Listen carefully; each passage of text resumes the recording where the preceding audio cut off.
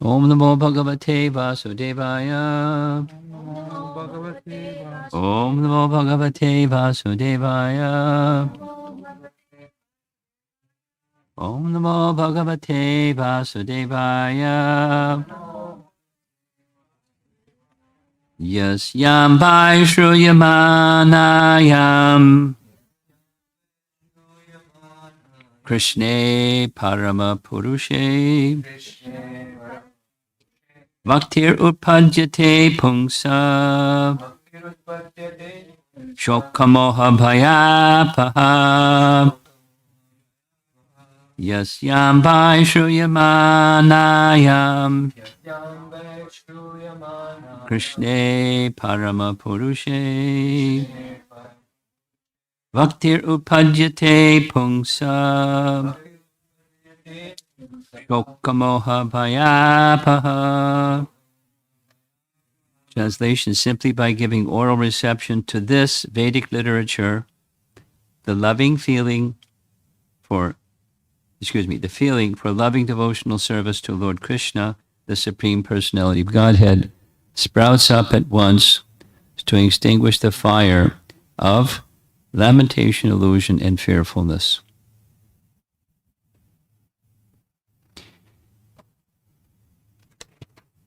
Two-page purport by Srila Prabhupada. There are various senses, of which the ear is the most effective. This sense works even when a man is deep asleep. One can protect himself from the hands of an enemy while awake, but while asleep, one is protected by the ear only. The importance of hearing is mentioned here in connection with attaining the highest perfection of life, namely, getting free from the three material pangs.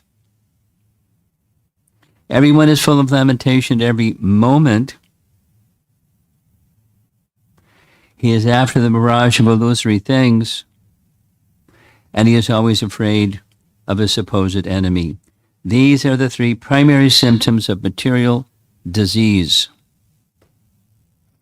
And it is definitely suggested herein that simply by hearing the message of Srimad Bhagavatam, one gets attachment for the Supreme Personality of Godhead, Sri Krishna, and as soon as this is effected, the symptoms of the material diseases disappear.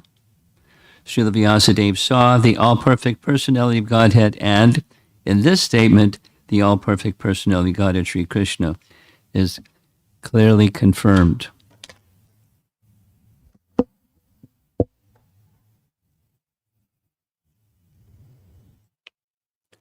The ultimate result of devotional service is to develop genuine love for the Supreme Personality. Love is a word which is often used in relation with man and woman. And love is the only word that can be properly used to indicate the relation between Lord Krishna and the living entities. The living entities are mentioned as Prakriti in the Bhagavad Gita. And in Sanskrit, Prakriti is a feminine object. The Lord is always described as the Parama Purusha, the supreme male personality. Thus, the affection between the Lord and the living entities is something like that between the male and the female. Therefore, the term love of Godhead is quite appropriate. Paragraph. In a long paragraph. Loving devotional service to the Lord begins with hearing about the Lord. There is no difference between the Lord and the subject matter heard about him. The Lord is absolute in all respects, and thus there is no difference between him and the subject matter heard about him. Therefore, hearing about him means immediate contact with him by the process of vibration of the transcendental sound. And the transcendental sound is so effective that it acts at once by removing all material affections mentioned above. As mentioned before, the living entity develops a sort of complexity of bimaterial association and the illusory engagement of the material body is accepted as an actual fact. Under such false complexity, the living beings are under different categories of life. Living beings under different categories of life become illusioned in different ways. Even in the most developed stage of human life, the same illusion prevails in the form of many isms and divides the loving relation with the Lord, and thereby divides the loving relation between man and man. By hearing the subject matter of Srimad Bhagavatam, this false complexity of materialism is removed, and real peace in society begins, which politicians aspire for so eagerly in so many political situations. The politicians want a peaceful situation between man and nation, but at the same time, because of too much attachment for material domination, there's illusion and fearfulness. Therefore, the politicians' peace conferences cannot bring about peace in society. It can only be done by hearing the subject matter described in Srimad Bhagavatam about the Supreme Personality Godhead Sri Krishna. The foolish politicians may go on holding peace and summit conferences for hundreds of years, but they will fail to achieve success. Until we reach the stage of reestablishing our lost relationship with Krishna, the illusion of accepting the body as the self will prevail, and thus fearfulness will also prevail. As for the validity of Sri Krishna as the Supreme Personality of Godhead, there are hundreds and thousands of evidences from revealed scriptures, and there are hundreds and thousands of evidences from personal experiences of devotees in various places like Vrindavan, Navadvip, and Puri. Even in the Kaumudi dictionary, the symptoms of Krishna are given as the son of Yashoda and the Supreme Personality of Godhead Parabrahman. The conclusion is that simply by hearing the Vedic literature Srimad Bhagavatam, one can have direct connection with the Supreme Personality of Godhead Sri Krishna, and thereby can one attain the highest perfection of life by transcending material, worldly miseries, illusion, and fearfulness. These are practical tests for one who has actually given a submissive hearing to the readings of the Srimad Bhagavatam. This sound system is really funky. Can you do what? I want to change the mic.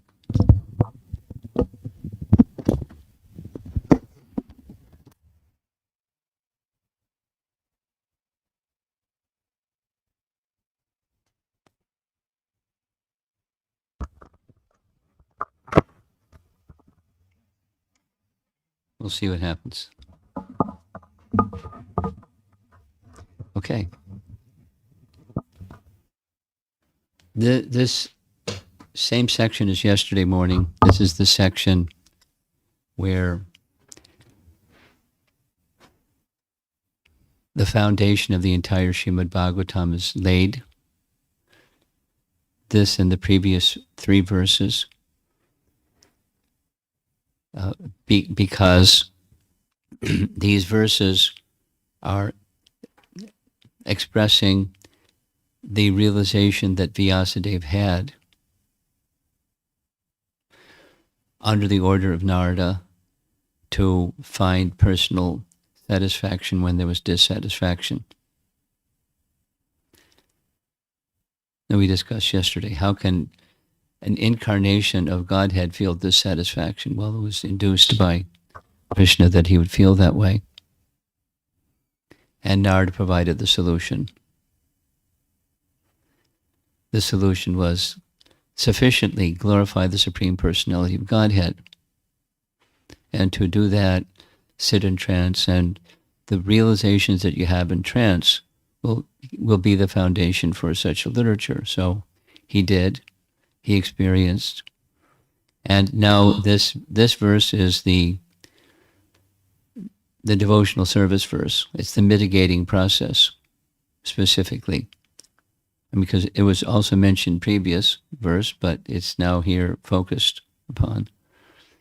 And the litmus test, or the way of evaluating how effectively has one engaged in the process of devotional service, starting with hearing and chanting, is these three. And the three are, anartha pashamam sakshat, the anartha, the unwanted things. They're experienced by these three: lamentation, illusion, and fearfulness. So lamentation, generally it means you have something and you lose that something, and oh, I lost that something. And whatever that something might be. It can be an object, it can be a person, it can be something that you value. And when that something that you value is lost, there's lamentation. Oh, it's lost.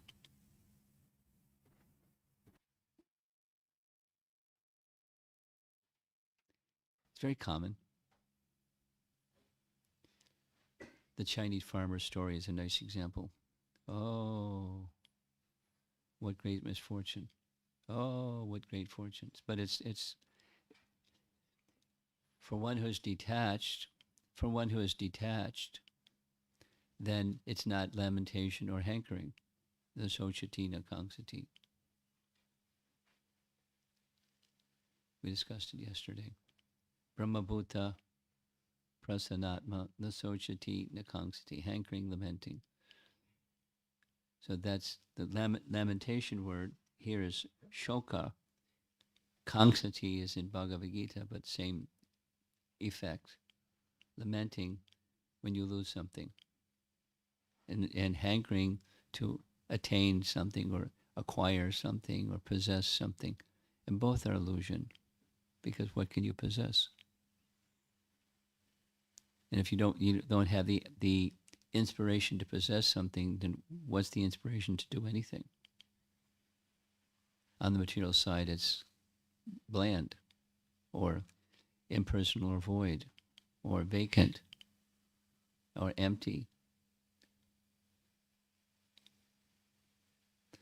Making oneself numb because the hankering and lamenting is painful. So let me stop the pain by becoming numb.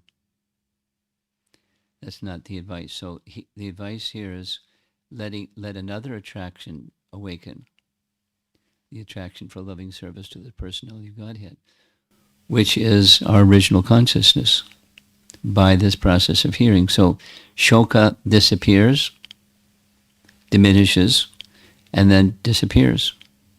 The material influence diminishes and then disappears. Shoka. Moha, illusion, maya, the accepting something for what it's not. Illusion. It appears to be this.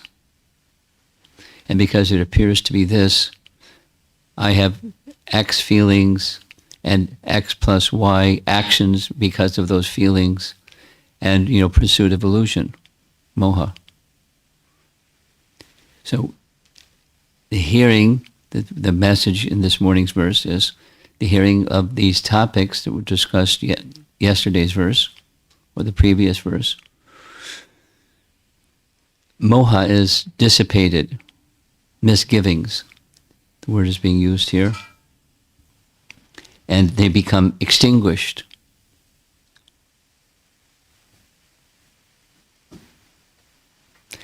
Fire burns in principle.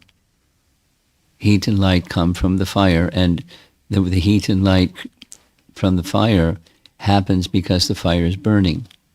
So the burning can increase the burning can diminish, but fire is fire. And extinguishing fire is different than just diminishing it, turning the volume down. When I was at this Ayurvedic clinic for nearly a month, the whatever you call them, the therapists, the persons that were applying the remedies given by the doctor were good. And, I have no complaint about that. I do have a complaint about the Shiva temple that was within audible range. And every morning, promptly at 5:15, as Brahma Muhurta hour was beginning, the priest would press a button. He didn't control the volume, it's just a box, and he pressed a button. And this music started to play. And it wasn't devotional music. I don't know what they were saying, but I do know the type of music was passion. And the female vocalist and the male vocalist, they had all the skills, and the flute playing, and the this and that and the other thing and the other thing. It was oppressive. So after some time, one of the devotees went to the manager, who was only there in the evenings, and the manager smiled and said, "Okay, I'll reduce the volume." So it went from oppressive to distracting. And it's as good as the treatment was, I'm not going back to that place again. It didn't diminish the fire of shoka, moha, and bhaya. That wasn't the practical effect. So illusion is to accept, that sound means happiness. I guess for some people it means happiness, but that's not what transcendental sound does. So moha, illusion, in simple language, is accepting something to be other than what that something is. Mistake, misapprehension. This appears to be that. And then I go forward with it's that instead of what it is. And so when the happiness expectation is there and it doesn't happen, then there's his brother, shoka. It's not, the happiness isn't happening. Although it's like I become accustomed to that sound vibration that says, yes, it's happiness. Just do it a little differently and adjust this and adjust that, and the material life. Just an endless series of adjusting to making solutions to problems. And the end result is going to be happiness because it's just around the corner. I just have to be smart and adjust things nicely, and then happiness comes. Solution. So for illusion to be gone, specifically, it's extinguished.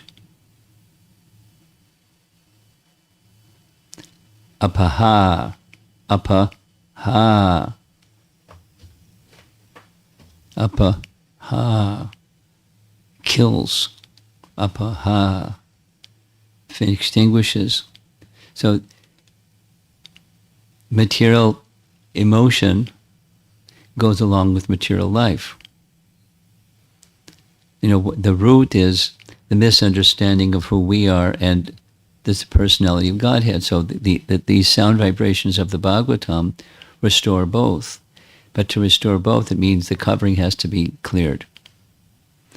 The misunderstanding of who I am starts, and then through understanding who I am, in course of time, gradually understanding the Supreme Person can be made more clear and more clear and more clear. Then the loving exchange, because love means two persons, at least.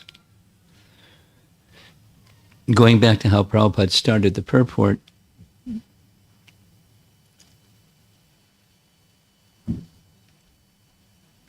yeah.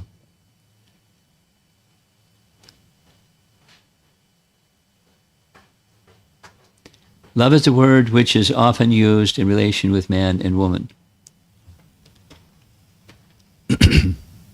But to get to the place where it's really love and not just the illusory sense of who I am and who he or she is, it's understanding who I am, not in an illusory sense.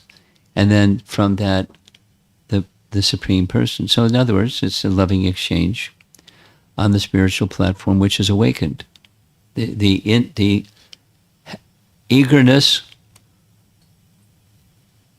to utilize the fundamental principle of a soul, that is service, unto the Supreme, awakens just by these messages. I mean, if they're heard properly. The potency, the potential is there. So, shoka, moha, and bhaya, fearfulness.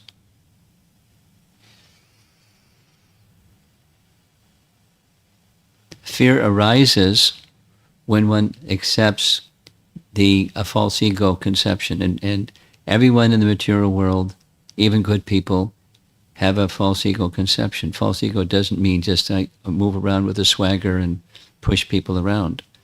False ego means misconception. So there's a mode of goodness, false ego. A mode of passion, false ego. A mode of ignorance, false ego. They get darker, but they're coverings of who we really are. And when there's coverings of who we really are, then there's fearfulness. Because I want to maintain. I am eternal, I want to be eternal, and I don't look forward to termination of life or unwanted pain and misery. I don't look forward to it. There's fear built into the nervous system, built into the conception of self. And for it to be dialed down is one thing, that's the mode of goodness. But to be extinguished, that's loving devotional service between the living entity and the Supreme Person. So all of that, those are symptoms, as Prabhupada concludes the purport. These are symptoms of one who has actually matured in the devotional process. Again, the three terms: shoka, lamentation; moha, illusion; and bhaya, fearfulness. That they're diminished and eventually extinguished.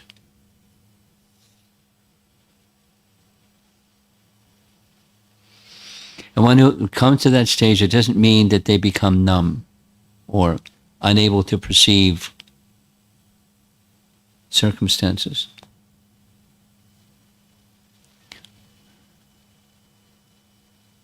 My thought is going to an event. I wasn't there. I was told that there was the devotees were riding from Mayapur to Calcutta in a vehicle. And as they were riding, as it happens sometimes, there was an accident ahead of them. And the accident ahead of them showed, as they passed by, a car that was all mangled and bodily parts that were strewn here and there, people that were victims of that car accident.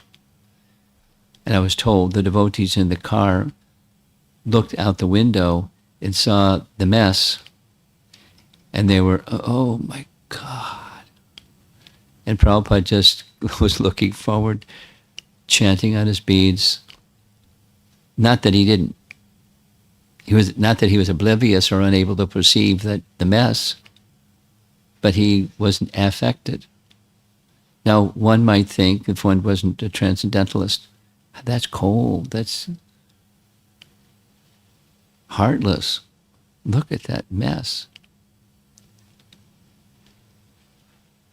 No, There may certainly be other circumstances where a pure devotee, Prabhupada, or other pure devotees could see misfortune and respond to the misfortune.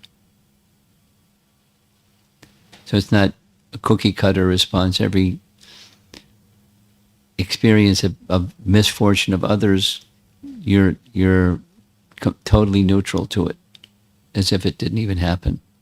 There's certainly can be different responses, but at least in that particular case, that was Prabhupada's response.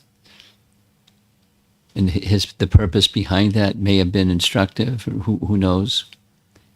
There wasn't any discussion. The person that shared this with me, there was no. It was Hari Sori, shared this with me. There wasn't any discussion about, Prabhupada, why was your response so neutral? You know, it's there in Bhagavad Gita, neutral towards happiness and distress, etc.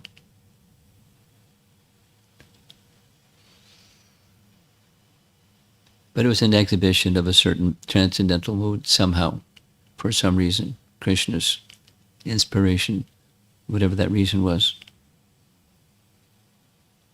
Shoka, moha, bhaya. We don't want those things. And what to do, because those things are, it's part of life. Embodiment means those three things. Other things in addition, but those three things are prominent. The mitigating process, and then the extinguishing process when it becomes matured. Okay, so let's see if there's some discussion. 177 Bhagavatam.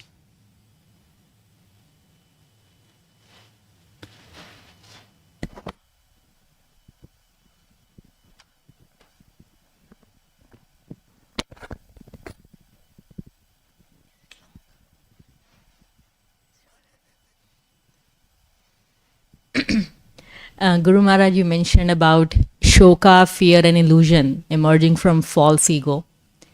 And at the same time, I feel that, though it is false ego, I feel that it's Krishna's system, our nervous system, that tells us more about ourselves or some unmet needs that or feelings that needs attention.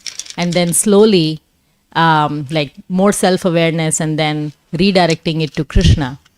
So can it be seen like that? Is there any... Sure. That's managing. And then there's transcending. The verse isn't saying there isn't such a thing as properly managing. It's just saying, the fruit, the mature fruit is transcending, extinguishing. And before it's extinguished, then there's these emotions, and then you manage when you can learn lessons and to redirect those emotions towards higher consciousness, etc. Okay? And Maharaj, like even from yesterday, I was thinking that all our needs that we feel in this material world, finally they all emerge from that one need to be in relationship with the Lord. Yeah. So all the examples like Dhruv Maharaj, Mother Kunti, or so many other examples in the scriptures, like they went through a lot of trauma in their past and their parents and this and that, but they were able to transcend everything based on that one need of being in connection with the Lord. Yeah. We discussed this with the Chinese devotees. Canto 10, chapter 88. The highlight verse was number 8, 10:88:8. The chapter begins, chapter 88 follows chapter 87. And chapter 87 is highly, super philosophical chapter, the longest chapter in the whole Srimad Bhagavatam. Prayers by the personified Vedas. And there's philosophy and philosophy and philosophy and makes your head spin philosophy. But the essence of all of that is the preeminence of Krishna. because it's toward the end of Canto 10, which is about Krishna. So after 87, the chapter 88 begins with Shukadev Goswami being asked by Maharaj Parikshit a very purposeful question, because purposeful in the sense that Shukadev Goswami, Maharaj Parikshit, was not alone. There was a whole audience, and in the audience, hearing Shukadev Goswami, were persons who weren't Krishna bhaktas like him. There were Shiva bhaktas and other bhaktas. And so he asked a very nice question. The nice question is, please explain who Krishna is, and Lord Shiva is who Shiva is, and we find that the worshippers of Vishnu are often not very wealthy, and the worshippers of Lord Shiva may become very wealthy and very opulent, not just finance, but, have powers that are, extraordinary. Why is that? Because then further, Lord Shiva lives in a destitute condition. He doesn't live in opulence. And those followers are the Bhutas and the Pretas and the this and the that's. And so those who worship Lord Shiva, we find many achieve incredible opulences. And the worshippers of Lord Vishnu may not. Why is that? And then the answer, in short, is Krishna is very thoughtful about opulences, the gift-giving propensity. That the Devas are far, particularly Brahma and Vishnu, Brahma and Shiva, are liberal in giving benedictions to even demons or persons who approach them by great austerities to get some benediction. They freely give those benedictions.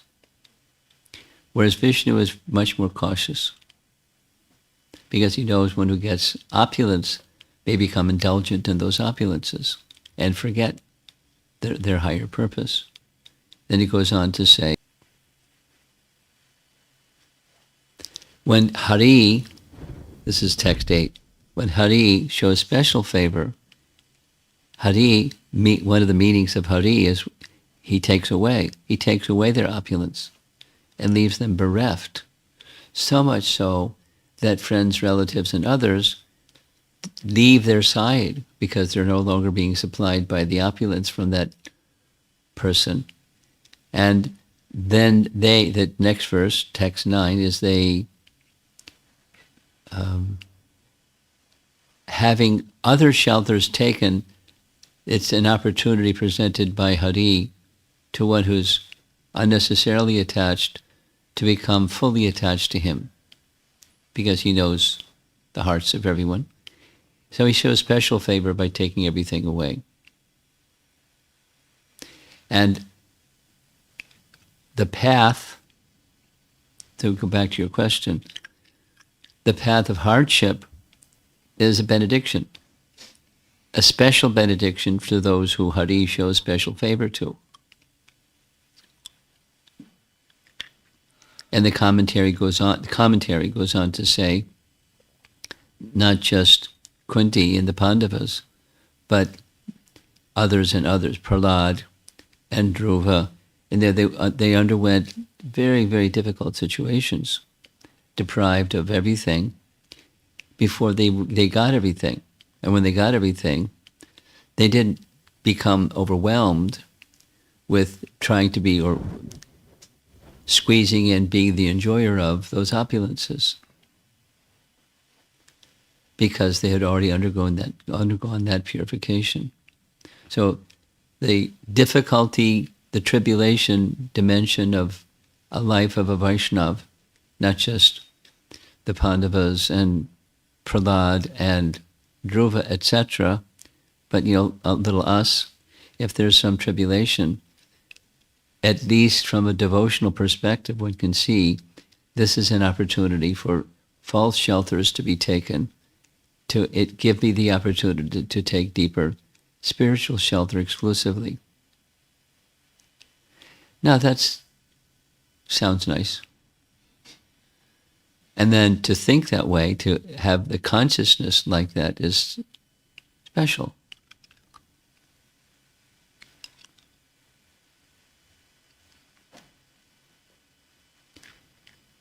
And wise Vaishnavas understand that. So mostly our misfortunes are tiny, certainly in comparison to what great, great, great Vaishnavas had to endure. Tiny, literally speck, compared to what they had to endure.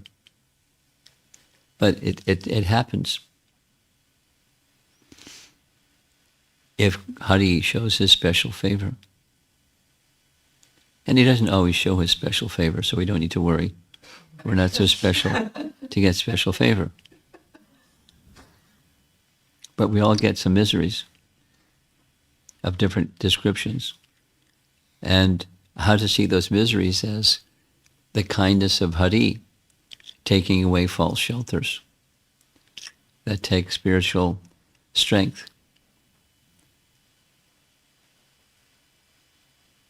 Okay.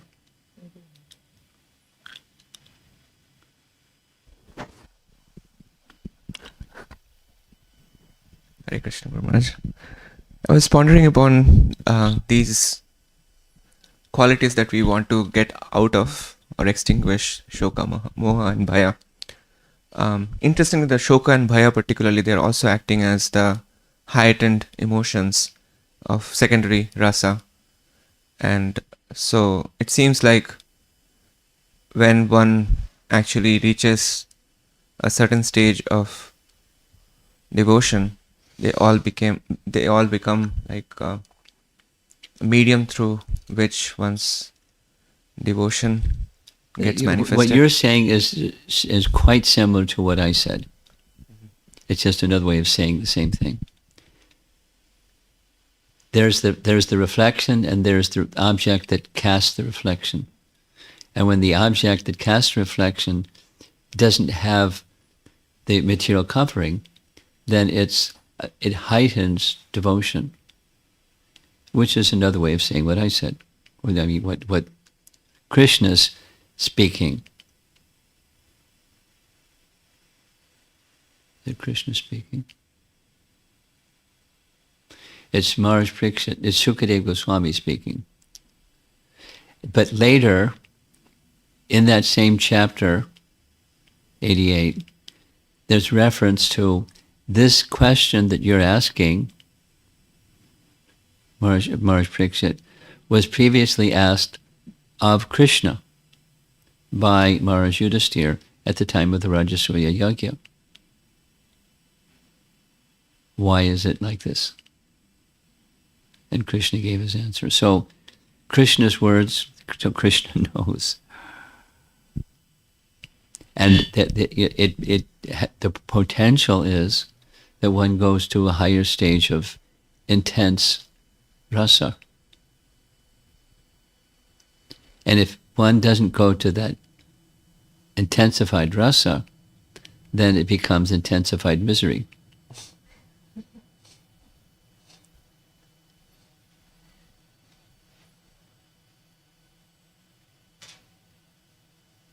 Nice catch there.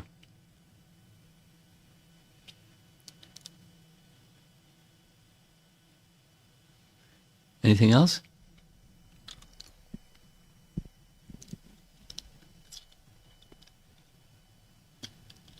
Krishna, Krishna. Going once. Going twice. Srila Prabhupada ki Jai.